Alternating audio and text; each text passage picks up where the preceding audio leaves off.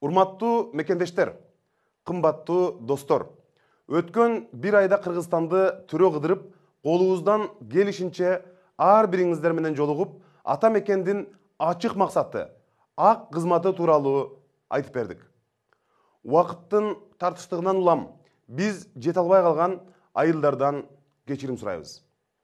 Үгүт өнөктүүбүздүн жүрүшүндө биздин мамлекеттүүлүгүбүз, өлкөбүз чоң коркунучта экенине дагы бир жолу ынандым.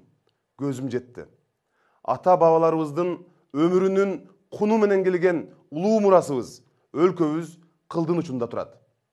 Бийликтин партиялары жүзү каралык менен эгемендигибизди соодалап, элибиздин намысын тебелеп, мындан ары да өздөрүнүн коррупциялык схемаларын бекемдөөнүн аракетин көрүшүүдө. Булардын баарына Ата мекен партиясынан башка эч ким каршы тура албайт. Бизден башка эч ким бул системаны сындыра албайт. Биз бийликти уурлардан, чыккынчылардан, чимкириктер менен сабатсыздардан тазалоого даярбыз. Ал үчүн бизге силердин колдооңор керек.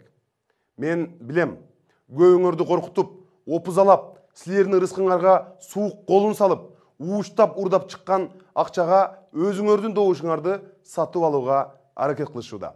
Бирок эгерде сиз, эгерде биз баарыбыз буга каршы турбасак, анда дагы көптү урдатабыз. Алар биздин өлкөнү урдашат, Кыргызстанды жок кылышат.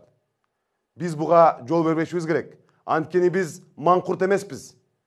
Бардыгыбызды 4-октябрда сөзсүз шайлоо участкаларына келүүгө чакырат элем. Жана бюллетенде номер 6 Ата мекен партиясына добуш бериңиздерди өтүнөм. Биз жеңебиз, Кыргыз Республикасы жеңет.